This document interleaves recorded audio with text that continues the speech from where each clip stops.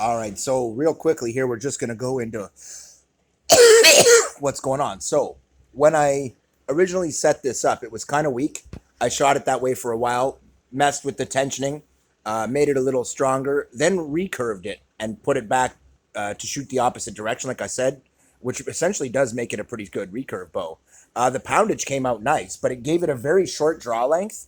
And for that, it's not ideal because it wasn't giving me as good arrow speeds as I would like. So I also knew that by flipping it around, it would affect the way that it would shoot when I flipped it back around again. That's not a bad thing. In fact, in this case, it proved to be a decidedly good thing, and I knew that it would be. But now we have a problem where it's a little on the weak side. So what I've done is I've taken it against my knee here, gone just on this side of the handle, and then bent it here. Okay? Only a little, and I did it with the string on to tension it a little bit. Okay? So now I'm going to shoot it real quick. I'm going to set you guys up, and we're going to go from there. So obviously the intent here is to get as good an arrow speed as we possibly can. Now, I did point out, this bow isn't exactly built yet. It's still got this problem where it'll just slide apart right here. And that is really bad. So I have to hold it perfectly straight or it'll come off of there, which isn't so good. It's why it was throwing flyers earlier. Now, I do have, I'm just going to move the tripod leg because it was sitting on this. This is one of the pieces that I'm going to end up using. And I'm going to slide this over one of the pieces, install it. It'll actually be on the inside piece because it's bowed less. Do it when it's straight, and then screw it together and bend the whole thing at this point so that it holds the shape I want in the handle, helps to reinforce it. It'll also get drilled through both of them, and it'll sit up in between the two and at the back. So it'll help give me something of a handle by being here, but it'll also help lock in the two, and I'll drill right through and lock them in solid. So that part has already been dealt with. That'll be better. And then on top of that, it gives me a place that I can attach my arrow shelf. And even a little sight if I want. So now I'm just going to shoot it here and see if it's a little bit better than it was last time. Because last time it wasn't bad, but it didn't really feel like it was giving me the best arrow speeds I could have gotten from it. So we're going to try and see what happens here. Oh, that's not so bad. In fact, that felt okay, but that still felt too weak to me. So now we're going to fine tune this. So if I'm going to show you how to build one of these, I figure it's only fair I show you how to fine tune the damn thing. So given that, we are not bowing it this way anymore. We are bowing it this way, and we want to make it stronger. We actually have to turn it around this way and flex out the limbs. Like that.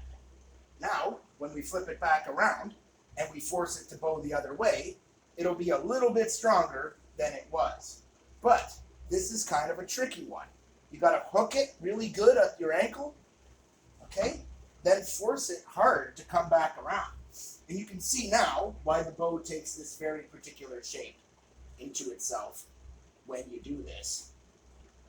Because all of these elements are kind of bowing against each other, and that is where your strength and arrow speed are actually going to come from, guys.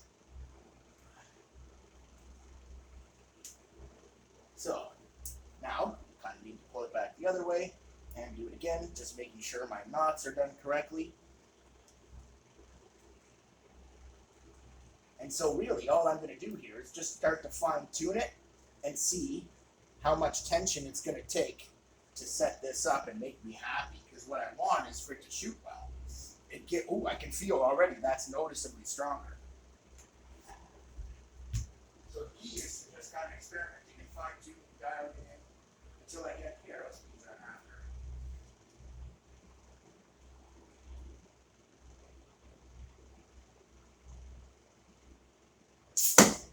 Oh, that's getting better. That actually didn't feel too bad. It felt like it was coming on pretty nice. It got decent speeds. It was not a full draw.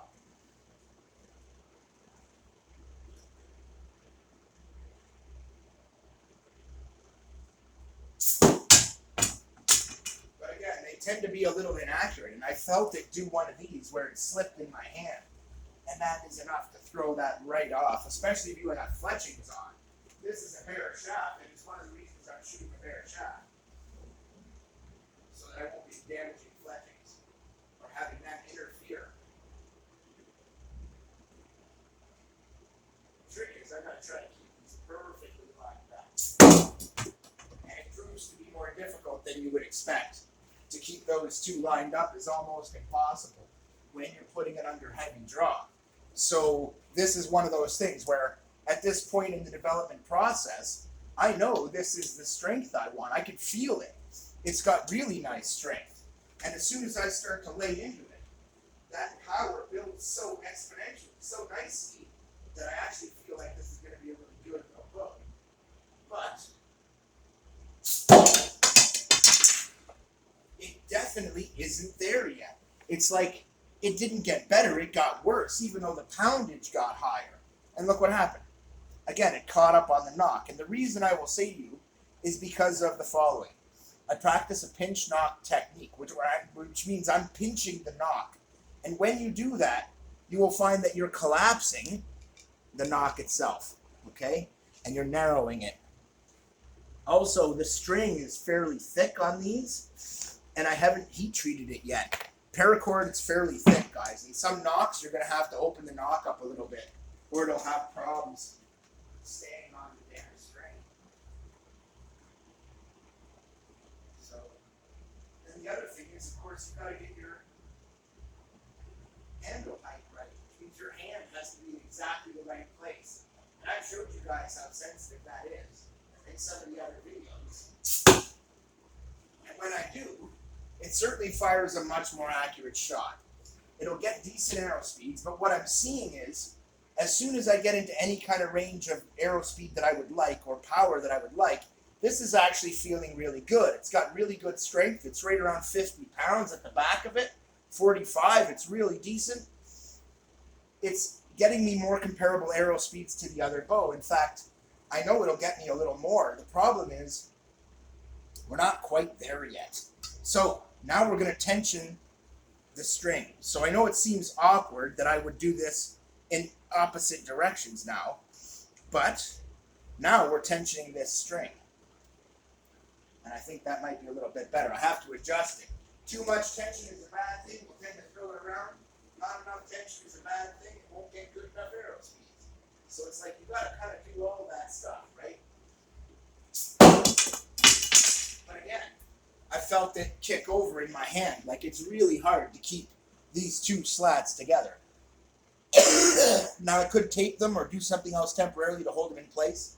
That's absolutely doable. You could wrap them with twine or anything like that. That's under a lot of tension to hold them in place. So I think what I'm going to do is I'm going to do this with an old school kind of a wrap here. And I'm just going to wrap this real good, maybe with some twine and then some paracord on top of that, just to give it some strength and lock it in so it can't slide around. But that won't be good enough because it'll slide this way and this way. So what you need to do is lock it in with one of these. Now, I'm not at this point recommending people build this, even though it does seem like it's got potential. I really want to wait until the series is finished. As usual, when it comes to a design series that I'm doing, I'll experiment with tons of different configurations. Don't ever build one until I'm at the end of the program saying, okay, this is the best one I've built. And you'll be better off waiting because I'll do the research and development for you. And in the end, we'll come out with something good for you. Now this doesn't seem like it's all that great, and it's really not.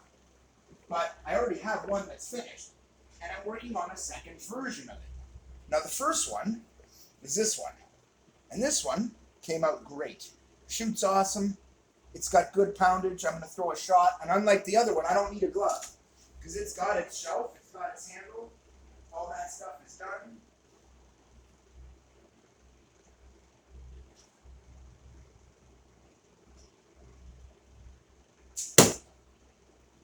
And if I want, I can aim right for the corner and hit the corner. Because it does have a level of accuracy that the other one just kind of doesn't. But it's because it's locked in more. Now it's not locked in enough. I'm still finding that moves a little bit, guys. But, like I said, I can aim for that corner and know that I will hit the corner even if I miss off a little bit one way or the other. It's a very small variation, and it's not all glued together yet. This isn't all locked together. In fact, that handle slid down a little bit, and needs to be fine-tuned and adjusted, but in the end, it's got a blocker for the bottom of my hand and a nice rail for it to run on. That gives me a little bit of a sight on the other side, and I actually do find it helps. I can just kind of line it up, and it shows me my height, and I have a white mark here to show me when I'm coming off the rest. I know when it's sitting in the gray, my arrow's in the right place. The white tells me my arrow is coming off. If I see it covering that white at all, I know my arrow is coming off the riser. That turned out to be a good design element. And let me just check my tiller here, because this one hasn't been shot in a while. But it seems all right. It's actually a decent little setup, this one. It's not perfect, but it's accurate enough. It shoots with half decent arrow speed without crazy draw poundage. It's actually quite nice. So this one, I could actually recommend you build. It's cheap, it's good, it works awesome. So go back, watch the videos on it. It'll show you how to build it. But I don't have a name for it. I haven't tested it. Just look for Spring Steel DIY bow. And you'll see the series will be called that. Even though I haven't uploaded any of the videos, these will all be shown in that series. At this moment, as I'm shooting, I still have not uploaded even the first of these videos yet. But they are coming because this is working out better than I thought. I'm getting decent arrow speed, good strength. I can get these even stronger and get better arrow speed. And as I dial them in, they just kind of get better and better. I know that this one, when I lock in the handle the way I described, it's going to be a few pounds stronger and it's going to be more accurate. And I think as soon as I do that, it's going to be perfect.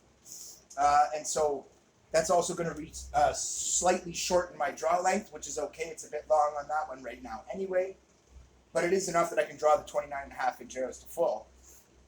So that's not bad. It looks like it'll stay that way, but just be a little tighter. It might not. I might end up having to put a longer string on. Once I straighten this section a little bit, put that on, I'm going to rebend it. So you might think it'll be different, but it really won't. I'll put it back into this shape and lock it in. And I might even put another one here and here to hold the limb angles exactly the same and to lock them in together. But that's to do with the design parameters for reliability and for actual overall max strength. I'll dial those in as I need to. Right now, it's like the goal is to figure out how far do I have to go to get good arrow speed out of this. I actually thought I would have been there quite a while ago. Spring steel seems like it'd be ideal. But you pull one of these and you just bend it, you'll see they're quite flimsy. They're not, but they're tight and they're nice. And it's like you got to put a decent amount of pressure to bend it, but not that much, 20 pounds or so. But once you start to recurve them and start to shape them like I have here, they start to get really strong. And this one's actually bent up, this one's bent down, and then up to meet it, so that the two of these bow very differently. And I've done and repeated that on the other side. And it works really great. But you could just flip this around and have a stronger bow if you need it. And that was one of the things I was thinking about doing. And that was one of the reasons I was thinking about having this section straighter. So I will sort out that. But it's like there's a lot of details to sort out. The other bow, you can't just flip it around and shoot it the other way. If you did, just the way this one separates here and makes a bow here, the other one bows out so much in the middle that it would destroy the riser. And you couldn't, it expands and contracts. Whereas as you can see, this one's not in the middle, so it's a much better candidate to go into a riser. Which means it'll get one, but inside that riser will be this guy, locked into this guy, and then the whole thing will be set into a block of wood and screwed through. The screws will be countersunk, so I won't feel them, and it'll be really nice when it's done. But that's all to come. Like, share, subscribe, and I really will show you guys how to make cool stuff.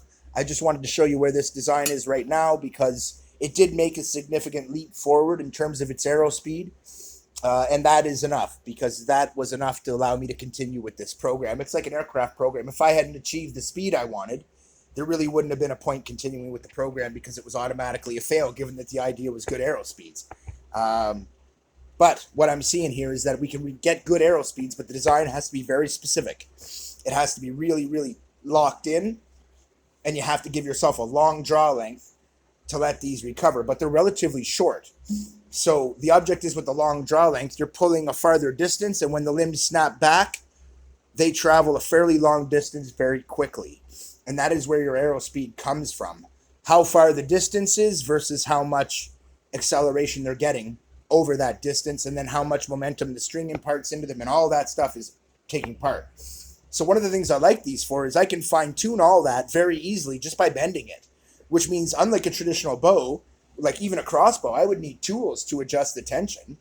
Not with this. I can just adjust it on the spot and get a significant variance in range. I just flip it over and it doubles the poundage, cuts the draw length in half, and turns it into a light war bow, which is pretty sweet.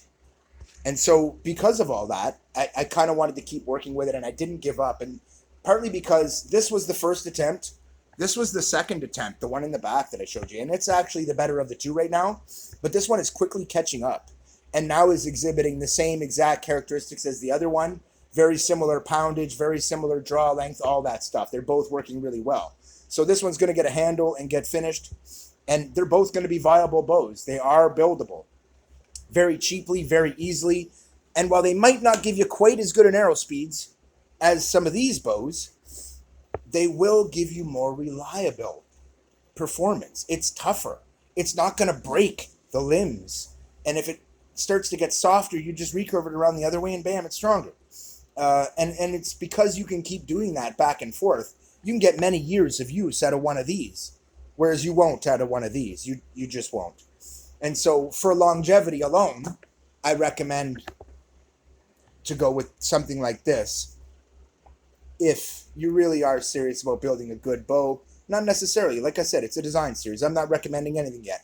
What I am saying is that I'm working with this, and it's working out okay. And the more I push it forward, the better it's getting. Keith out.